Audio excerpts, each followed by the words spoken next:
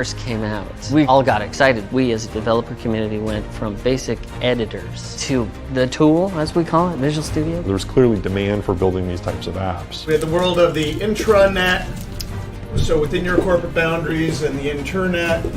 And our idea was that we were going to slam a big old X, which was the ActiveX loop, that was going to finally going to allow data to actually move between them. Visual Studio 6.0 was the first integrated Visual Studio environment. I cannot think of another product team that skipped from version 2 to version 6. We really put our hearts into our product.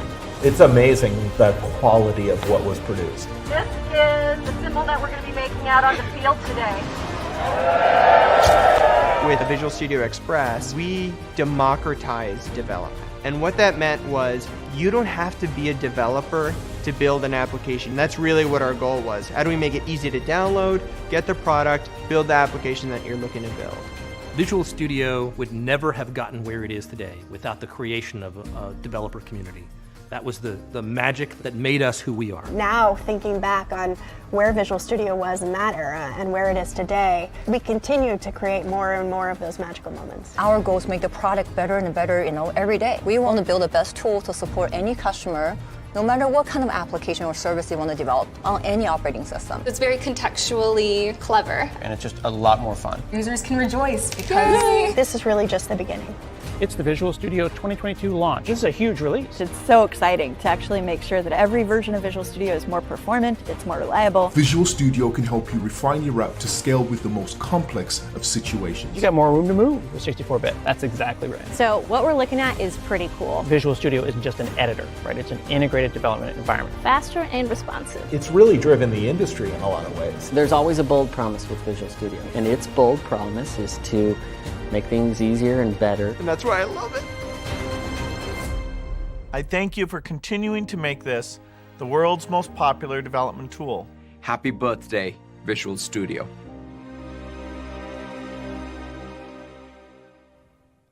Hello everyone, welcome to the special Visual Studio 25th anniversary event. Hi, I'm Leslie Richardson. I'm a program manager on the Visual Studio team, and I've been using Visual Studio for 4 years. And my name is Mads Christensen. I'm also a program manager on the Visual Studio team, and I've been using Visual Studio for 20 years. Okay, not gonna lie, 20 years of Visual Studio is pretty impressive. Thank you so much for joining us on visualstudio.com or YouTube or Twitch. And speaking of vs.com, if you go there right now, you can get some awesome swag, including wallpaper, themes, 3D models that you can print out, and this really awesome kaleidoscope background that's happening right behind us. You know, Leslie, Visual Studio is actually the first piece of software that I ever bought with my own money 20 years ago. Not too shabby. For me, Visual Studio was actually the first time I truly took advantage of a debugger. And we want to hear your Visual Studio story as well. So go to social media and make sure to use the hashtag MyVSStory. And tell us everything about your favorite memories, the time that you coded that thing that you loved in Visual Studio. Yeah, so we reached out to Julia and Amanda, who are the two leads at the developer division here at Microsoft, and also have really strong ties to Visual Studio and really helped shape it into what it is today. So let's tune in with them and hear their VS stories. I cannot believe that we're actually in the office. This is the first day that I've seen you in 2 years. 2 years. 2 years and 4 days. Oh my gosh. It's just crazy. I was just telling the guys that I actually put on real shoes today. I've been wearing slippers for the last 2 years. I think haven't we been all? Anyways, I think we're here to talk about the anniversary of Visual Studio, which, I mean, that almost perfectly encapsulates my career because I started at Microsoft a little over 20 years ago. I still remember how you were in the very first Visual Basic design meetings with Anders. Yeah. I was so impressed. That was a lot of fun. I think that was nullable types. We got in a big fight over that. Yeah. You kind of missed the first version of Visual Studio. I know. Well, so maybe you should start a little bit with like, where did the first version of Visual Studio actually start? That was, I think was 97, if I remember correctly. We had actually, Microsoft always had two big major developer products, Visual Basic and Visual C++. And even when I first joined Microsoft, at this point, exactly 30 years ago. 30. Wow. I know, I'm feeling very old. Thank you very much. When I started, there was Visual C++, even way back then. And then so the product I was building at the time in '97 is called Visual InterDev. It's our very first web development tool at the time. Because the web was like this new trend that we needed to respond to. The web was this new trend. Bill Gates wrote the Internet Manifesto in '96. That was the very first version of Visual Studio. The next major version of Visual Studio, sometimes called Visual Studio.net, that was actually the major effort where we actually embraced .NET. Gotcha. It was a rewrite of pretty much every single major product.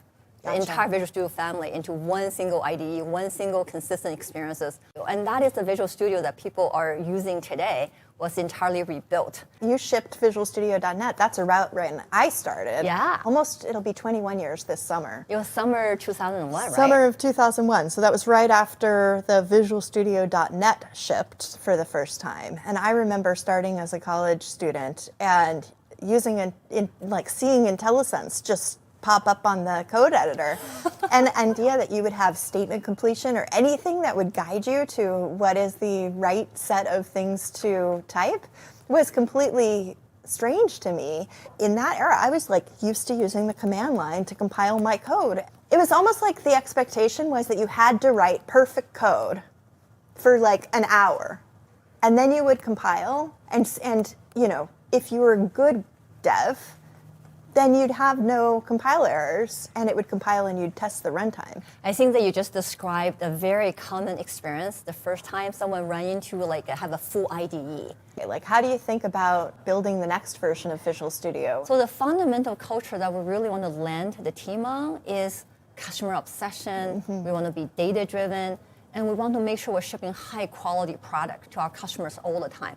And we want to make sure our product is serving the diverse kind of customers that we have everywhere, right? Yeah. Think about the customer listening feedback system that you and the team actually designed to go build in. I'm super proud of what we accomplished. That was a long journey as well. Yeah, and kind of really different. I think one of the things that we really worked on with the developer community and the feedback system that we have, where customer feedback goes directly from the people who are using the product to our engineering team, is making sure that that's actionable insights that our engineers can directly act on. We really want our team to have what we call zero distance from our customer base to the engineering and product teams. And for engineers, when they see the text directly from customer, these are people you can reach and touch, not something abstract. I think that also really builds that customer empathy. You really can feel customers' pain points. The customer impact that has had is our update time has improved significantly. It used to be that updates would take an hour and a half for Visual Studio, and nowadays they're a few minutes at most. And even there's a whole class of updates that we no longer have to do that we used to do constantly. And I think our capability really helps set ourselves up for the future. Because one of the key things we're seeing is that we used to go do planning, we have 5-year product plans. And now you look back Kubernetes and PyTorch. And, those were all things invented in the last 3 years. They come mainstream immediately. Right. And so the pace of the technology changes are so fast. Right. And then we really have to be super agile and figure out how we can support our customers with these changes, these new capabilities they're looking for in a very rapid fashion. Software, I think originally was commonly done a little bit more solo, and it's become much more of a team sport. Yeah, exactly. Something that's much more collaborative than I think it was a decade ago. When Visual Studio first started 25 years ago, it was very much a Microsoft ecosystem only product. And today our strategy has distinctly pivoted to we want to support any developers, no matter what programming language you're using, and really want to be helpful you to be very successful building any kind of applications, no matter where it's deployed. And I think that any strategy is also reflected not only in what the Visual Studio Big IDE can do, but also in the new members of the family in Visual Studio for Mac and Visual Studio Code. Right, and I think that part of that is that we recognize that people are not building exclusively with Microsoft Stack anymore. There are components from other vendors that they might have a dependency on. There are components from open source that they might have a dependency on. And so we need to be able to support anything that they want to be able to build their apps with. Development teams are way more geographically distributed than they were 10 years ago. Yeah. Visual Studio now supports any developer building any application for any platform from anywhere. Well, Julia, it's been so much fun to work with you over the last 2 decades. I've learned so much from you. And I can only say that I've seen the team and Visual Studio get a lot better under your guidance. So thank you. Oh my gosh, thank you, Amanda. It has been so awesome working with you for 21 years. You're just making me feel old. Those are some pretty cool stories from Julia and Amanda. What'd you think, Mads? Yeah, I thought it was great, and I really liked the way they talked about connecting with customers. And speaking of which, we got Travis and Jessica here from the UX research team. Do you mind introducing yourself? Sure. My name is Travis Loudermilk. I'm a UX researcher for Developer Division. And I'm Jessica Rich, and I'm also a researcher in the Developer Division. Jessica, I want to start with you. Can you tell us a little bit about the customer-driven program? Yeah, so I'm so excited to be here to celebrate Visual Studio's 25-year anniversary. And I'd love to tell you more about customer-driven engineering. And it's what we call creating zero distance between our product makers and the people that use our products. And so rather than assume we know what our customers need, we actually test our hypotheses with the customers through customer, product, as well as business development. And you know, Travis and I might be the ones that are standing in the studio today talking about customer driven, but it's really our whole entire UX research team that's coaching our product makers to make sure that they're making those connections. And they do that through interviews, focus groups, as well as usability studies and site visits. So back in 2019, we actually got a sneak peek of the labs over in Building 16, but it must have been pretty challenging nowadays to get everybody in the same space together. So how have y'all as a team evolved the customer interviewing process? Yeah, so certainly the last couple of years has been challenging for our product teams, but where we always remain focused is on our customers and really trying to better connect with them to figure out how they are responding and how their needs are shifting. And so it's been more important now than ever to stay connected. And so I think of certainly products like Microsoft Teams helps our teams stay connected. But I also think of products like LiveShare, which give an opportunity for our customers to share their experiences and their environments right with us over the screen. And so when we look at like the amount of connections that we're having, we're talking to more customers than we ever have before. And also, what Remote provides is the ability to talk to people outside of Redmond. So I think of all the customers that we've been talking to outside of the United States has nearly doubled since the last couple of years. That's fantastic to hear how you're doing things now. What can we expect from your team going forward? We're always trying to anticipate where our teams are going to go next. So as we're innovating on our core business, we're actually looking at opportunities in adjacent and transformational markets as well as technologies. So we're always looking for opportunities and signals about where we should invest next. Well, thank you so much, Jessica and Travis. It was really cool getting that insight into how we do customer research in DevDiv. So speaking of which, one of the biggest pieces of customer feedback that we've gotten over the years has been the desire for a 64-bit version of Visual Studio, which is finally here. So we've got Andrew on the line who's going to share a little bit more about the road that we took to get to that point. You there, Andrew? Hey, everybody. Happy to be on. Visual Studio 25th anniversary is a big milestone, and I'd love to share this moment with you. I'm a principal software engineer for the Visual Studio platform team and have been for about 15 years. And so I work on the glue code, a lot of the underpinnings that you don't see, and love working on it.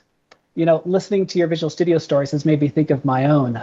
Over 25 years ago, before I worked at Microsoft, I was using Visual Basic, InterDev, and C++. And Visual Studio was the first product that brought all those development products together. And I bought that first version, and I've seen how far it's come in the last 25 years. It's absolutely amazing. So I'm happy to be on the show and talk about it with you. So thanks for having me on. So 64-bit Visual Studio. Andrew, why now?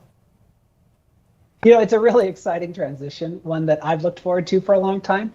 There were a few things that had to come together at once in order to make this possible. We needed the majority of our customers to actually be on 64-bit operating systems. 32-bit Windows running a 64-bit Visual Studio wouldn't work. And so one key metric had to be that a lot of customers were asking for it, saying that they were ready. They had the RAM. And it doesn't come for free to customers either, quite. A 64-bit Visual Studio takes more memory than a 32-bit Visual Studio, all else being equal.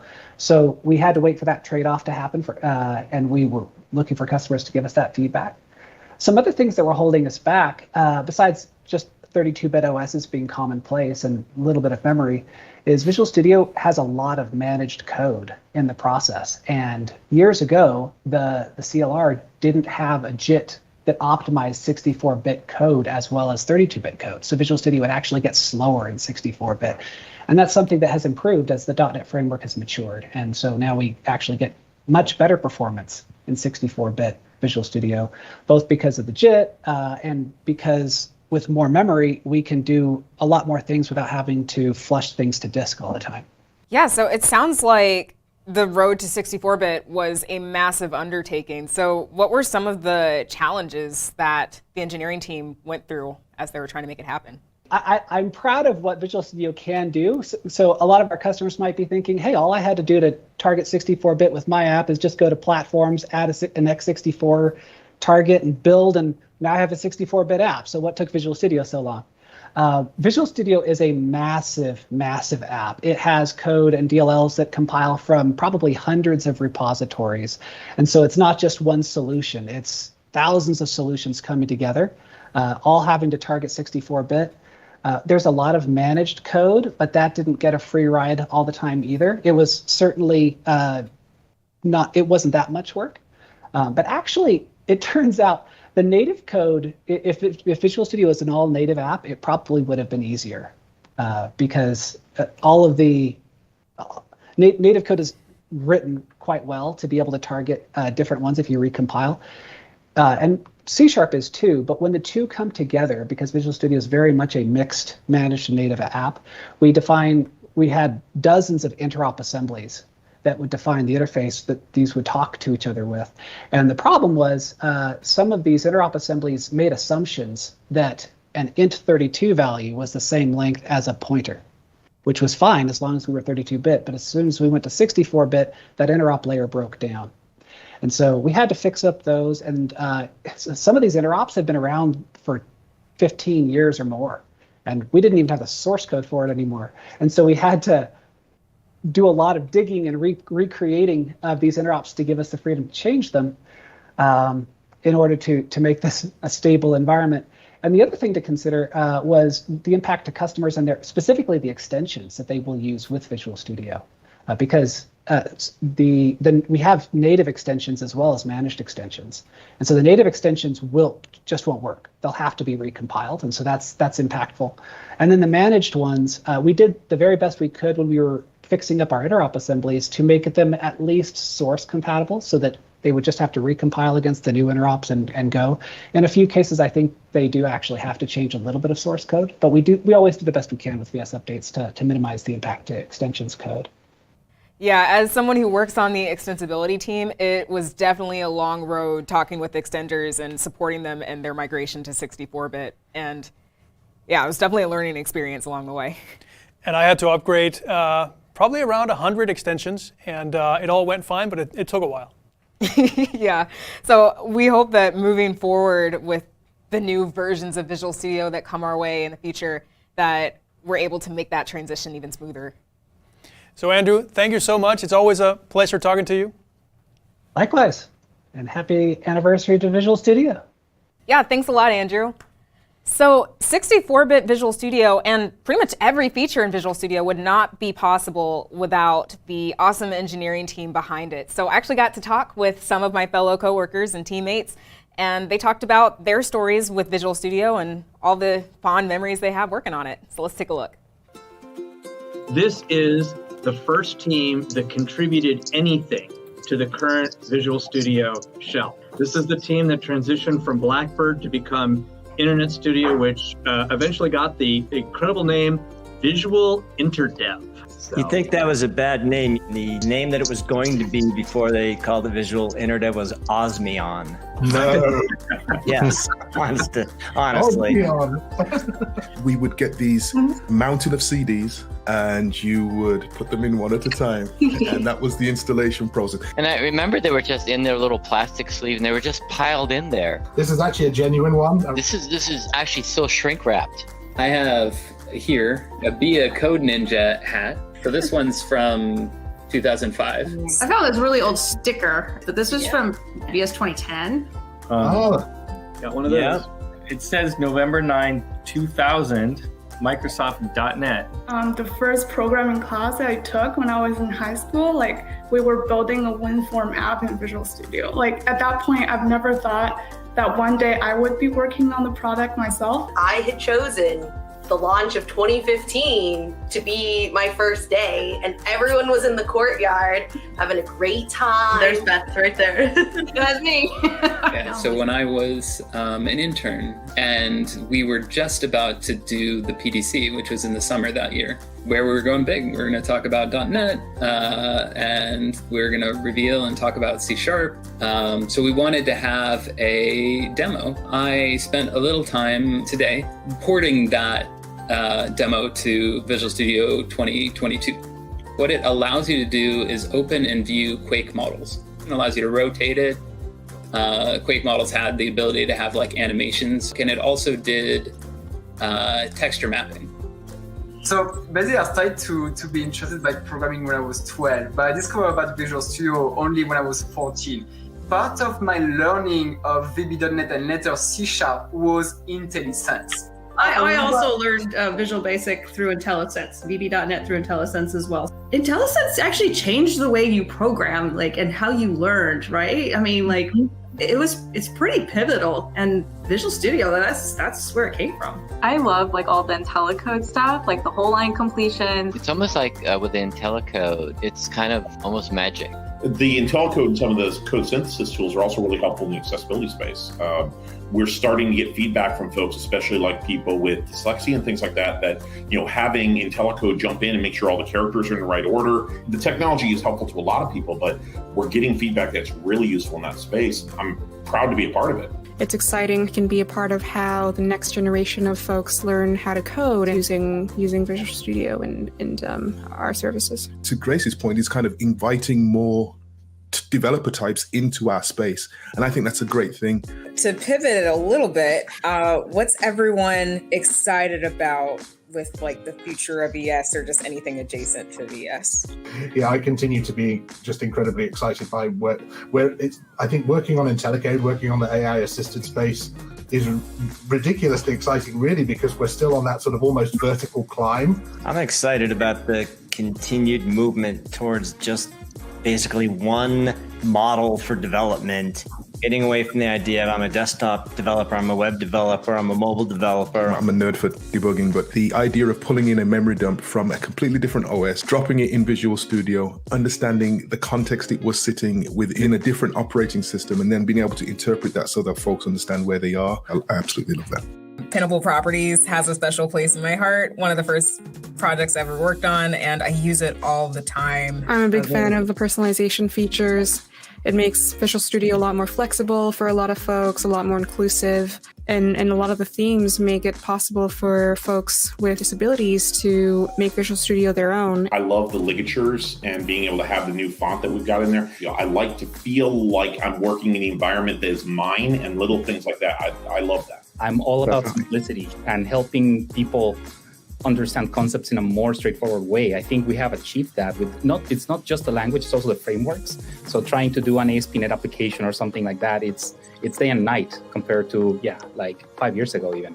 And that's our goal, right? It's we're trying to make things simpler for people to be able to build out what they have in their head and get it out there. And so anything from the language to our tooling to anything in between needs to be accessible, simple, reliable. I wish I still had the photo with the guy who has one of our logos tattooed on him, who shows up to every. There you go. He'll show that one. That's the one I remember. Do you guys see it? There it is. Oh, wow. That is customer love. Right? Yeah. It was so cool to catch up with our former and existing teammates, and especially interesting just to see how Visual Studio and they as developers have grown over time. I know for me, when I was just starting fresh out of college, I was so intimidated by this product, but it was really cool to be able to provide that perspective of being new to Visual Studio and being able to create some new features that help make tools discoverable for hundreds of developers, and it was great to see that kind of impact. And that's really what's so exciting about being on the Visual Studio team, right?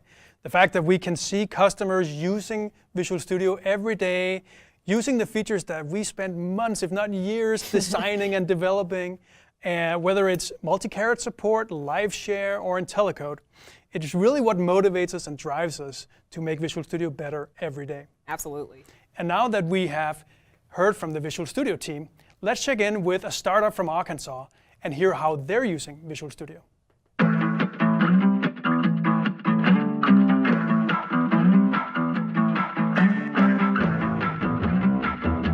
Stopwatch is a high-growth, venture-backed startup specializing in B2B software for enterprise solutions.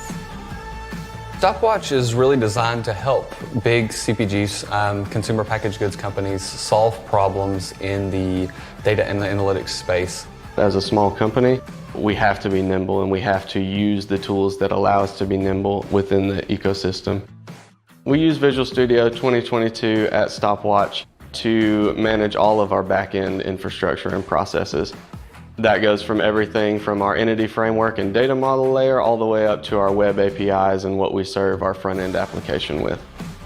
Being able to integrate into everything from our hosting environments, into our code repositories, into our agile repositories, all from within one tool, it helps us feel bigger than we are.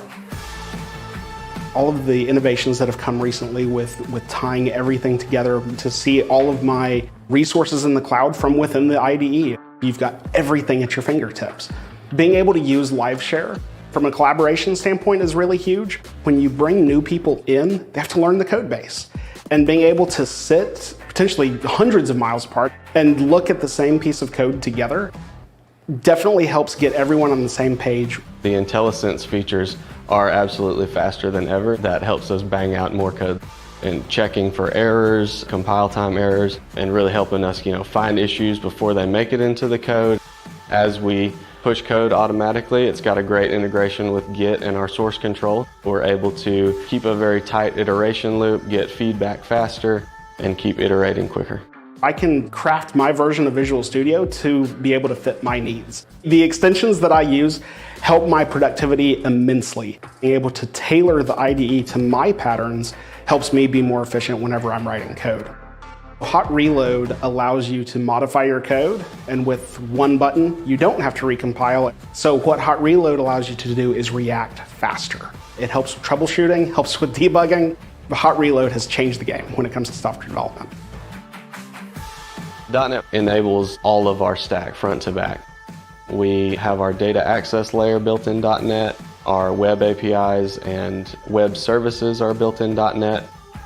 We're using all of the dependency injection functionality within .NET to allow us to write better code, as well as using Entity Framework for connecting to our databases and doing so in a very expedient fashion. You could host it anywhere. So suddenly we did have the ability to host in containers, to be able to continue to host on Windows servers. We could go anywhere, we could do anything because .NET became so portable. Upgrading to .NET 6 was a no-brainer for us. We always want to be on the latest support. Stopwatch has the ability to play bigger and up against bigger competition with a team of 20 developers because of the power of Microsoft behind us. As Visual Studio continues to grow and continues to get releases, we're at 25 years now. I can't wait to see how powerful this tool is when it gets to 50. That really takes me back to a time when I was in startups using Visual Studio years before ever joining Microsoft.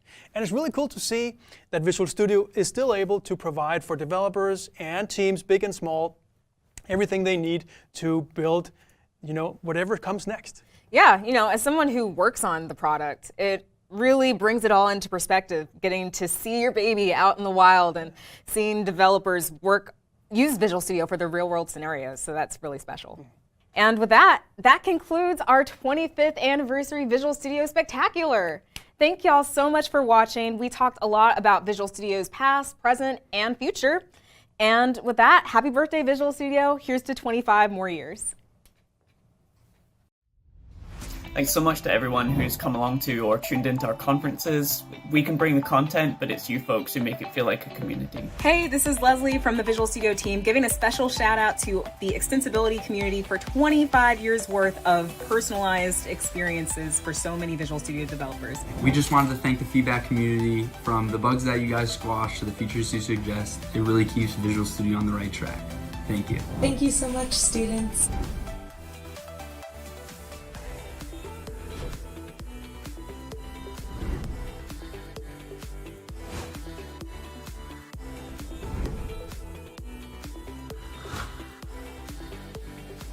Here's to 25 more years.